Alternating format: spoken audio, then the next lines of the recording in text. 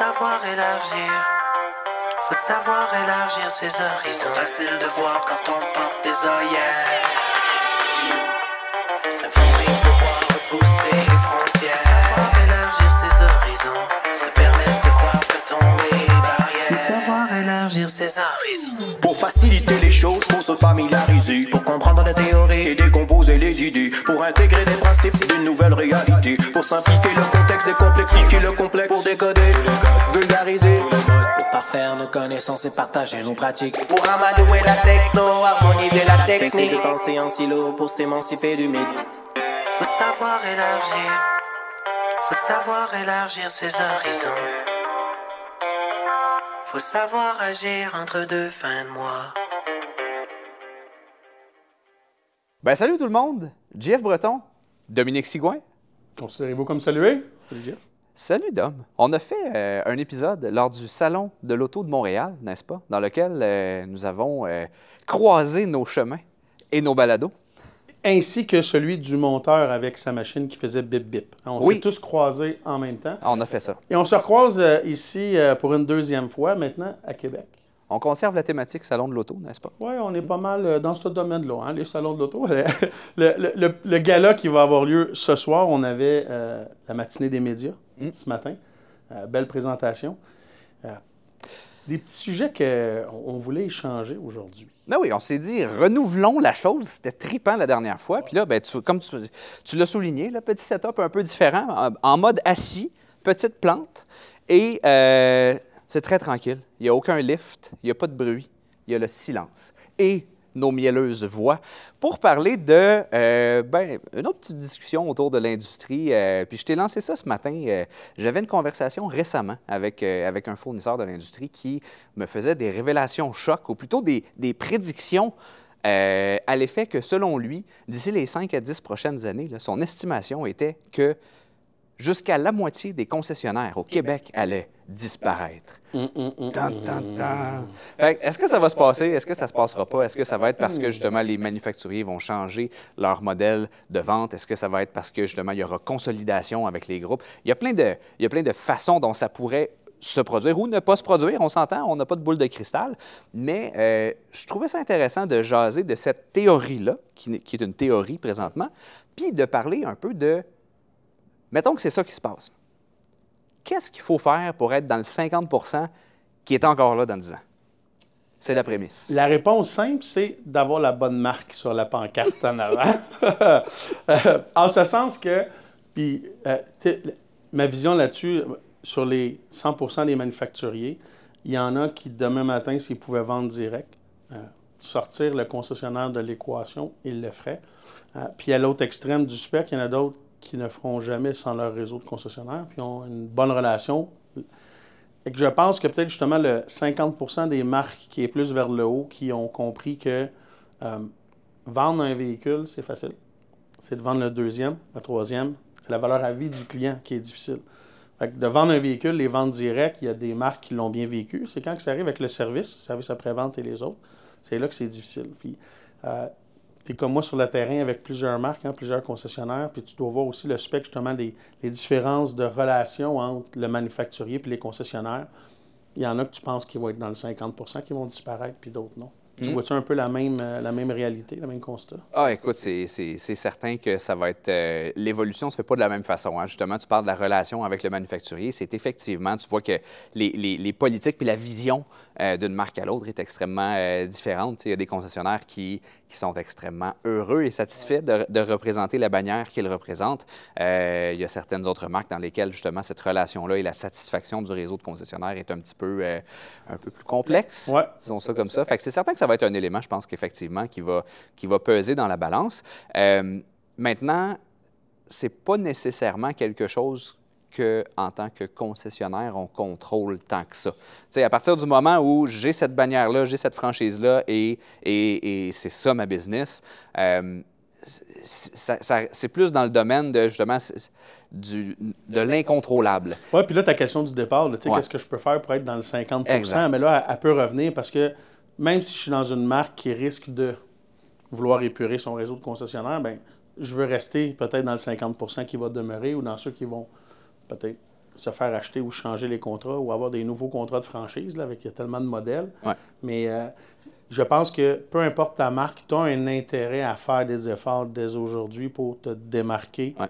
que ce soit localement dans ton secteur, puis que ça paraisse aussi aux yeux de ton manufacturier. Parce que si tu as un réseau de 30, 40, 50, 60 concessionnaires, tu as des performants et des moins performants. Performance, bien, c'est pas juste les ventes, c'est satisfaction de la clientèle, parce que c'est ça qui, à long terme, te donne la performance. Mais c'est ceux-là qui vont rester. Eux ont beaucoup plus de chances. Est-ce que ça va être ceux-là qui vont acheter les autres de la consolidation? Ils vont-tu fermer des points? Ils vont-tu avoir des open points ou des concessionnaires qui vont fermer? Là? Ça, c'est des questions que... Il y en a qui pourraient épurer le réseau de concessionnaires. Ils ont un petit peu trop, peut-être, de joueurs. C'est tellement différent pour les manufacturiers. Il faudrait quasiment le prendre marque par marque, sans les nommer. Mais non, mais c'est vrai parce que tu as des marques X qui ont un réseau, qui ont un produit ou des challenges avec leurs concessionnaires. Il y en a d'autres qui ont des relations d'amour, des lunes de miel, tout va bien.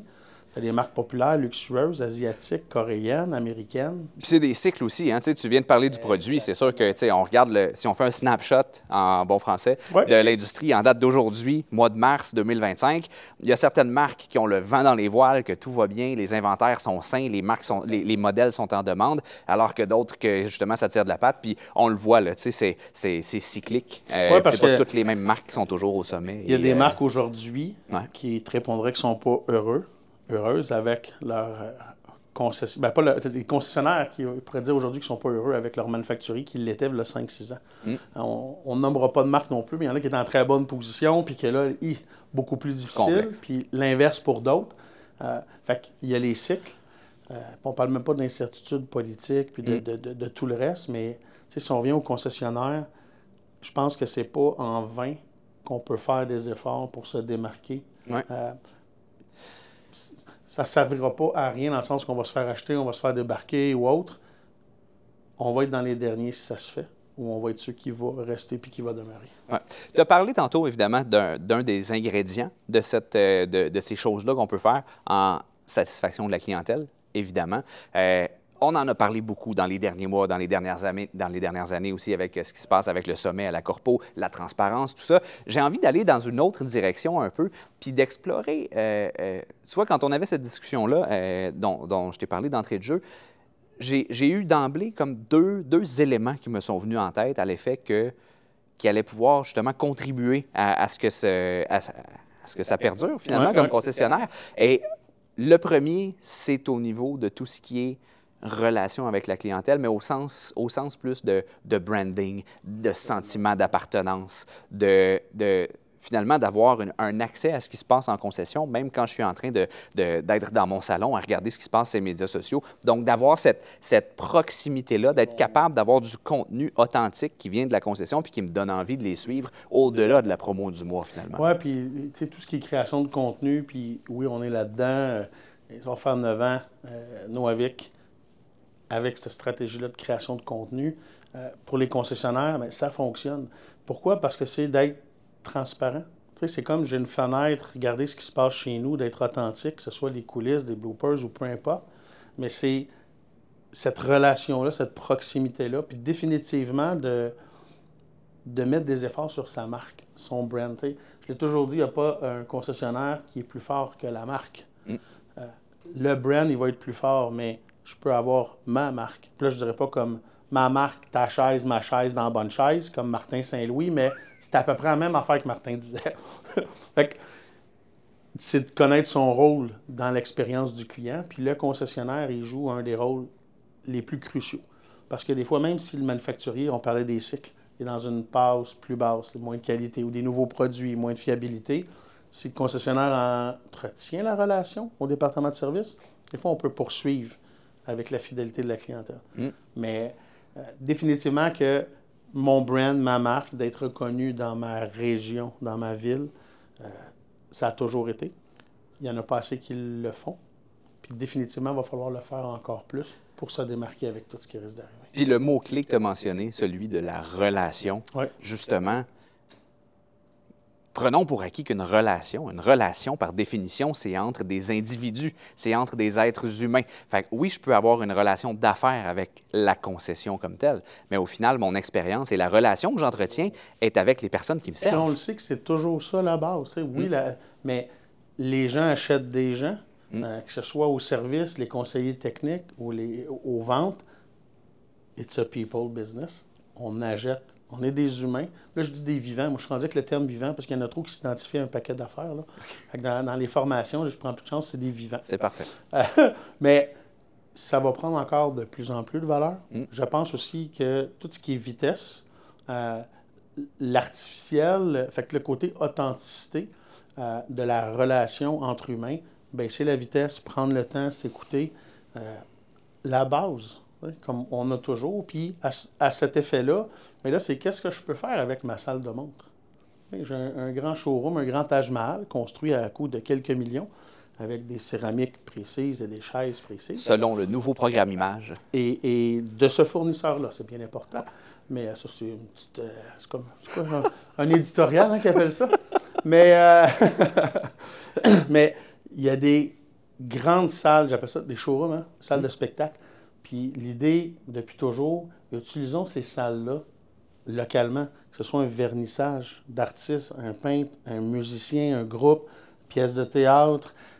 On fait déjà des fois des collectes pour le sang. Il y a déjà des petites choses au niveau communautaire, mais d'avoir quand même une salle communautaire disponible. Puis là, je sais, problématique, je peux les véhicules, tout ça, mais les soirs, les fins de semaine, si je suis fermé, imagine si je pouvais faire venir les gens toutes les fins de semaine dans ma concession pour tout sauf l'automobile. Pour c'est un tout peu comme sauf l'automobile. les car and coffee ou des événements, des choses que tu vas organiser, mais oui, il y a l'excuse de l'automobile, il y a la passion, mais sur place, là, c'est les humains, c'est juste ça, c'est les connexions. Fait que peu importe l'événement ou la raison, définitivement, utilise ton pied carré.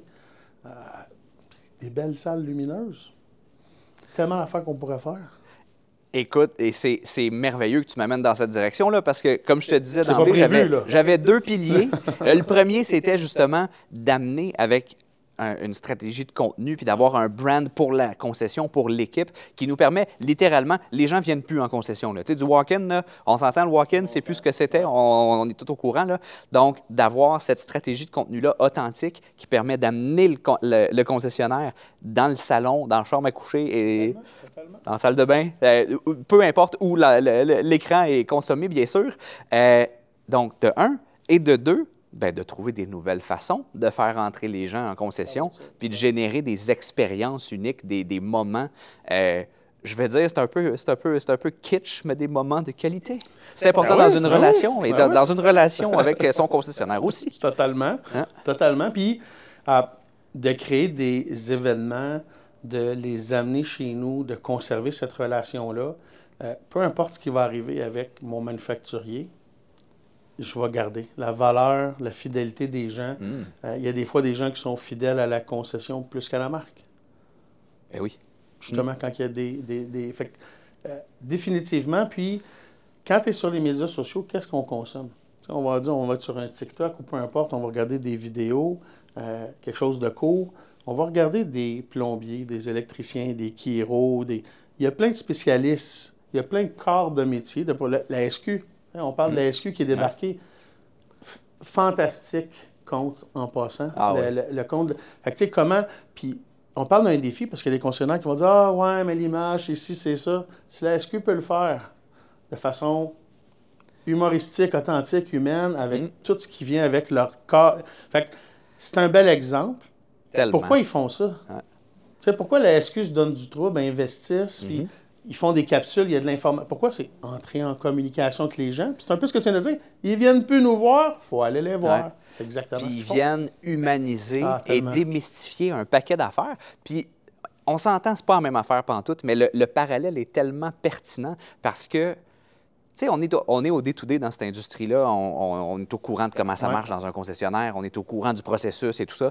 Mais monsieur, madame, tout le monde qui magasine aux 5 ans, là, c'est intimidant. Monsieur, madame, tout le monde qui conduit un véhicule, disons, abordable et qui aurait peut-être envie d'arriver à un niveau supérieur, mais qui dit hey, J'ai-tu d'affaires là? J'ai-tu, tu sais, d'avoir une gêne de dire, je peux-tu rentrer dans ce concessionnaire-là sans me faire juger? Ça va-tu... Si tu es déjà exposé au contenu et que tu vois que la gang est le fun, elle est sympathique, tu vois les humains derrière le logo, puis tu dis, Colin, ça a l'air le fun, je vais aller faire un tour finalement. Puis tu as raison, on l'oublie souvent parce qu'on est là-dedans. Fait que là, tu es concessionnaire, tu dis, ah, je ne veux pas faire tel type de contenu. Mets-toi à la place quand tu regardes le contenu de la SQ. Il va t'apprendre des choses sur le photoradar. J'en ai vu un, on peut-tu te pogner ta vitesse quand on roule en sens contraire? Comment que ça marche? On a toutes les mêmes questions parce qu'on ne connaît pas ce domaine-là. C'est la même chose, notre day-to-day, notre quotidien, que nous, on connaît. Les gens ne le connaissent pas, puis c'est intimidant. Fait que si tu faisais juste partager, hey, comment que ça se passe une évaluation, comment que ça se passe quand tu vas venir, peu importe.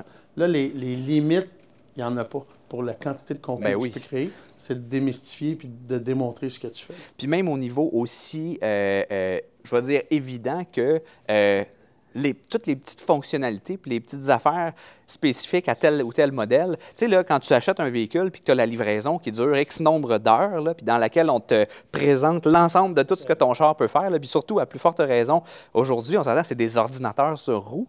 Fait que de remettre de l'avant ces petites affaires-là puis de les expliquer, écoute, juste ça peut avoir un impact formidable. Tu peux faire des capsules vidéo, tu peux envoyer ça, tu peux faire ce qu'on en faisait à l'époque, les soirées deuxième livraison.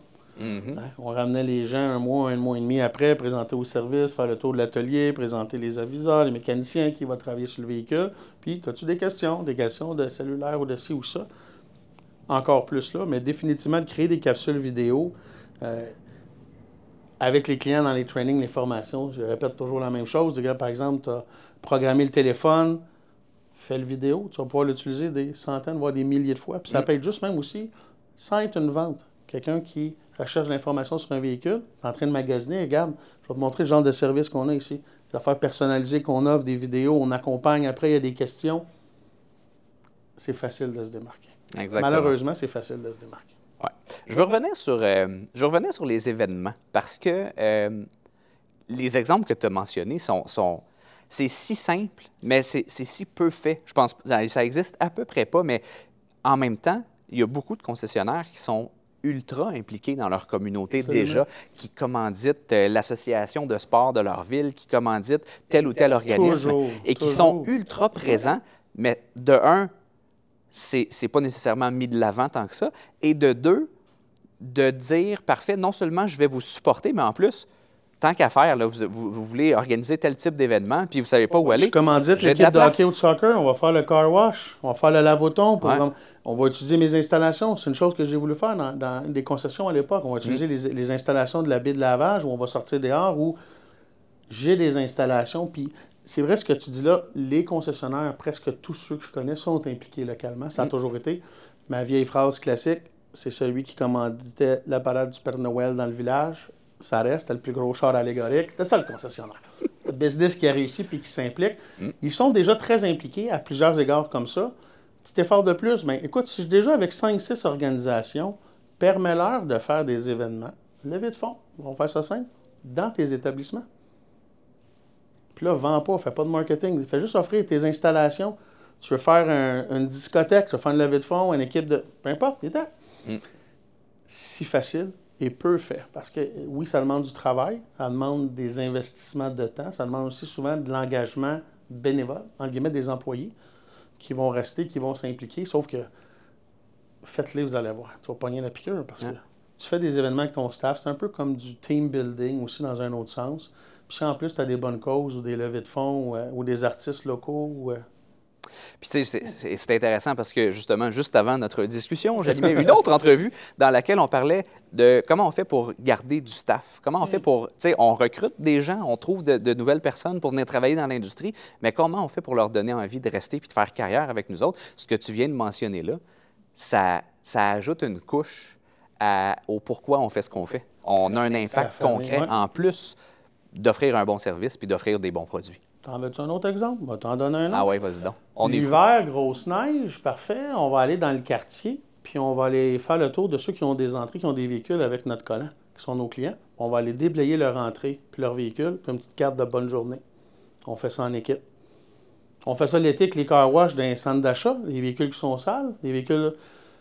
J'avais des sous-traitants qui venaient laver, moi, avec les Conolin, les véhicules d'occasion.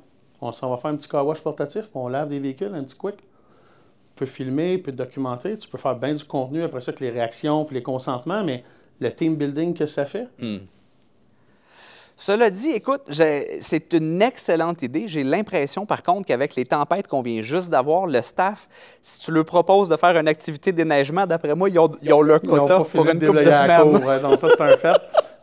Je sais que le timing de l'idée n'est pas bien bonne, mais l'idée, elle reste bonne. L'idée est excellente. Mais, tout à fait, puis c'est un peu là aussi, puis c'est un bon point de choisir. C'est justement, hey, je veux bien faire, je veux faire un événement comme ça, mais ma cour est déblayée, je vais donner un break à mon staff, on va faire la cour, on va en avoir assez après. Mais demander au staff ces idées-là aussi. Des fois, tu vas avoir dans ton personnel, tu as 30, 40, 50 employés. Dans quelle cause ou organisme communautaire vous vous impliquez? Y a-t-il des choses que vous faites? Ils font-tu des bingos? Font une soirée bingo? Ouais. Hey! On t'en sortir des thématiques avec l'automobile. On va arrêter, on va se faire un autre épisode là-dessus. Absolument. Mais ça revient à la création de contenu. Fait qu'imagine après ça, cet événement-là, tu le captures, tu crées du contenu avec ça, tu peux le partager à l'association, ça le fait un souvenir, tu peux l'utiliser dans tes médias. Fait qu'au lieu d'avoir des annonces de publicité, si tu as plein de contenu comme ça, qui est de l'implication sociale, des employés, de la communauté. Et ça, je trouve ça extraordinaire parce que l'élément que tu viens de mentionner là, puis je l'ai vu concrètement là, dans un groupe de concessionnaires, justement, qui redonne, évidemment, à un paquet de causes. Et qui ont ouvert la conversation, qui ont dit, parfait, nous, on a tant d'employés à l'interne, plusieurs centaines d'employés. Tout le monde vit quelque chose au niveau personnel. Tout le monde a des causes qui leur tiennent à cœur. Ouais. Ils ont décidé de sonder l'équipe, de regarder avec leur staff, qu'est-ce que vous vivez, avec quoi vous avez envie de vous impliquer. Et donc, une couche de personnalisation de plus, c'est les employés qui proposaient des causes, qui proposaient des événements et des choses qui leur tenaient à cœur. Fait que là, en plus qu'on a une raison d'aller de l'avant et d'aider, c'est les causes qui leur tiennent à cœur et qui les touchent directement. Toutes les solutions que tu peux, demande à ton équipe. Hein? C'est un problème, tu cherches une idée, demande à ton équipe. Une petite boîte à idées. Demande à ton... Ben, c'est vieux comme le monde, les boîtes à suggestions, ou mais leader speak class aussi. Là, demande à ton équipe, fais parler ton monde. Puis les idées vont venir, tu n'as pas besoin de leur vendre. C'est eux autres même qui vont voir ta vente, ils l'ont acheté. Tu as un engagement de tes employés, tu as une vraie passion. C'est pas une obligation. Je l'ai vécu, moi, avec du bénévolat pour des sans-abri puis d'autres causes comme ça. Quand tu as une réelle intention d'aider, le team building, il se fait dans le sens, c'est l'humain building. C'est les amis, c'est de l'amitié. Ça va au-delà de la job puis de la concession. C'est les amitiés que tu vas développer. Là. Puis si tu réussis à capturer ça puis que tu sers de ça comme ta stratégie de contenu pour dire aux gens, hey, voici qui nous sommes. Voici pourquoi on devrait entamer la relation, la conversation, parce que vous ne viendrez pas me voir dans mon showroom pour découvrir que je suis fin comme ça. Hein? Fait que, faut que j'aille chez vous pour te le démontrer. Fait que, voilà. Il n'y a pas de meilleure façon, puis c'est authentique en plus. Oui. Puis, tu sais, souvent, justement, moi, j'ai vu aussi des concessionnaires, justement, qui redonnaient de façon importante là, et significative un paquet de causes et qui hésitaient à le mettre de l'avant parce que, foncièrement, la raison pour laquelle ils le faisaient, c'était pas pour se faire une pub, c'était vraiment pour aider. Mais, justement, le contre-argument à ça, et ce que je leur disais toujours, c'est vois plutôt ça comme une visibilité additionnelle que tu donnes à cette cause-là ou à cet organisme-là que tu choisis de soutenir. Eux, la visibilité, ça peut apporter des nouveaux bénévoles, ça peut apporter des dons additionnels. Si toi, comme homme d'affaires ou femme d'affaires, tu es investi avec cette cause-là, tu vas peut-être en inciter d'autres aussi. Exactement. Quand tu as cette approche-là, ils ont moins la gêne, parce que je l'ai vécu souvent aussi. Puis c'est vrai, souvent, ils veulent le faire plus dans l'ombre, vraiment des beaux humains altruistes, mais définitivement, fais connaître la cause.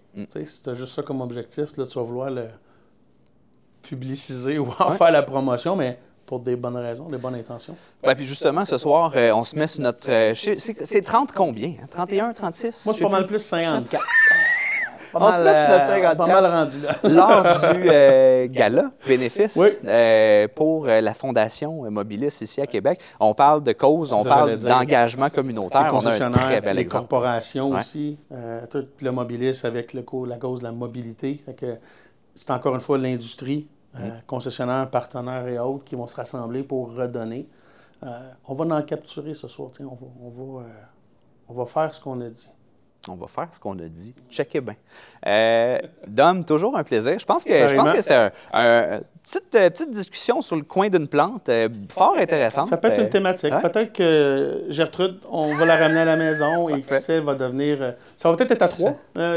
À suivre, à suivre. À suivre, définitivement. Mais moi, en terminant, ce que j'ai envie de dire, en fait, aux gens qui nous écoutent, c'est on vient de lancer des idées, puis on vient de parler là, comme si on révolutionnait. Mais je sais qu'il y en a qui le font déjà. Je sais qu'il y en a qui ont déjà des initiatives comme celle-là qui sont en place et qui font des choses un peu différemment, qui sortent un petit peu de la traque, là, du strict minimum de ce qu'on doit faire quand on est en business.